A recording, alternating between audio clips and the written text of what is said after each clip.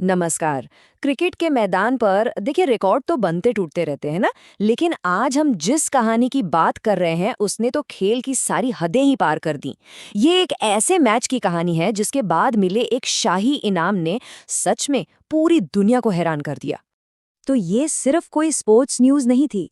आप सोचिए, एक ऐसी खबर जो खेल की दुनिया से निकलकर सीधे डिप्लोमैटिक गलियारों में हलचल मचा दे। तो चलिए पता करते हैं कि आखिर हुआ क्या था। तो इस पूरी कहानी के सेंटर में है ईशान किशन और उनकी एक ऐसी जबरदस्त पारी जिसने सिर्फ मैच ही नहीं जिताया बल्कि एक नया इतिहास लिख दिया।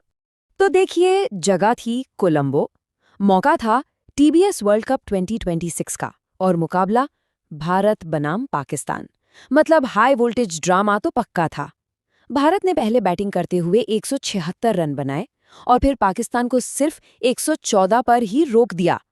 भारत ने यह मैच 61 रनों से अपने नाम कर लिया। क्या शानदार जीत थी।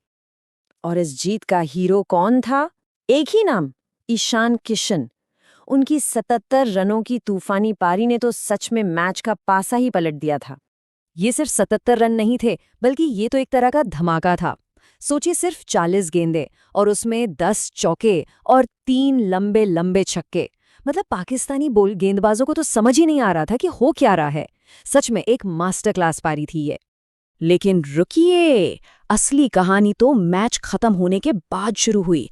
पोस्ट मैच सेरेमनी में एक ऐसे मेहमान की एंट्री हुई जिसकी किसी ने उम्मीद भी नहीं की थी, और उसी एंट्री ने उस शाम को हमेशा के लिए यादगार बना दिया।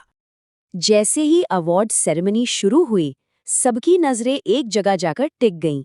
दुबई की राजकुमारी शेखा मेहरा वहां मौजूद थी। वो क्रिकेट की बहुत बड़ी फैन मानी जाती है, लेकिन उनका यूं अचानक कोलंबो के स्टेडियम में होना सबके लिए एक बहुत बड़ा सरप्राइज था। और ये कोई बस फॉर्मल विजिट नहीं थी। राजकुमारी ने सारे प्रोटोकॉल को एक तरफ रखकर खुद मैन ऑफ द मैच का अवार्ड ईशान किशन को देने का फैसला किया। ये एक ऐसा मूव था जिसने वहां मौजूद बड़े बड़े अधिकारियों को भी हैरान परेशान कर दिया। पर कहानी यहीं खत्म नहीं हुई। असली सरप्राइज तो अभी बाकी था। इसके बाद राजकुमारी ने जो ऐलान किया उसे क्रिकेट की दुनिया शायद ही कभी भूल पाएगी। अवार्ड देते हुए राजकुमारी ने किशन की तारीफों के पुल बांध दिए। उन्होंने कहा, आप सिर्फ एक खिलाड़ी नहीं, एक सच्चे योद्धा थे। आपकी पारी ने मेरा दिल जीत लिया है। मतलब काफी बड़ी बात थी ये। और फिर आया पहला बड़ा ऐलान। राजकुमारी ने ईशान किशन को पर्सनली 10 करोड़ रुपए का कैश प्राइज देने की घोषणा कर दी। जी हां, 10 करोड़। लेकिन रुकिए, ये तो बस शुरुआत थी। इसके बाद जो हुआ उसने तो सबके होश उड़ा दिए। उन्होंने पूरी भारतीय टीम के लिए 100 करोड़ रुपए के स्पेशल रॉयल बोनस का ऐलान कर दिया। तो कुल मिलाकर 110 करोड़ रुपए का इनाम। क्रिकेट के इतिहास में ऐसा पहले कभी नहीं हुआ था। ये एक ऐसी रकम थी जिसके बारे में कोई सोच भी नहीं सकता था। और इसी ऐलान ने इस पल को ऐतिहासिक बना दिया। किसी विदेशी टीम को एक रॉयल फैमिली की तरफ से दिया गया ये अब तक का सबसे बड़ा फाइनेंशियल अवार्ड था। इसने तो खेल की दुनिया में एक नया ही रिकॉर्ड बना दिया। अब जाहिर सी बात है, इतनी बड़ी खबर के बाद दुनिया भर के क्रिकेट एक्सपर्ट्स और फैंस के बीच तो बहस छिड़नी ही थी। तो चलिए देखते हैं कि कुछ बड़े नामों ने इस पर क्या कहा। तो देखिए, रिएक्शंस भी काफी अलग-अलग थे। एक तरफ ऑस्ट्रेलिया के रिकी पॉन्टिंग थे, जिन्होंने कहा कि ईशान अपनी परफॉर्मेंस के दम पर इस सम्मान के हकदार हैं। तो दूसरी तरफ इंग्लैंड के केविन पीटरसन थे, जिन्होंने इसे क्रिकेट के लिए एक गेम चेंजर बताया और कहा कि ये शाही अंदाज क्रिकेट को नई ऊंचाइयों पर ले जाएगा। तो इस एक रात ने सही मायनों में ईशान किशन की जिंदगी बदल दी। वो रातों रात एक अलग ही लीग में पहुंच गए।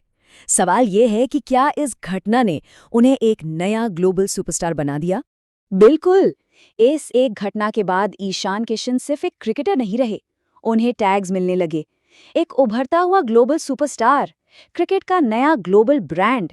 मतलब उनकी पॉपुलैरिटी और ब्रांड वैल्यू दोनों आसमान छूने लगी। और देखिए, ये कहानी सिर्फ एक खिलाड़ी की कामयाबी तक सीमित नहीं है।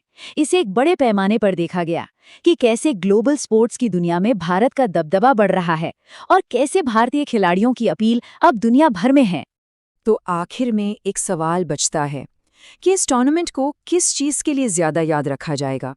मैदान पर खेले गए क्रिकेट के लिए, या फिर ईशान किशन और राजकुमारी की उस एक मुलाकात के लिए? ये सवाल कहीं न कहीं खेल और ग्लैमर के बीच की धुंधली होती लाइन को दिखाता है।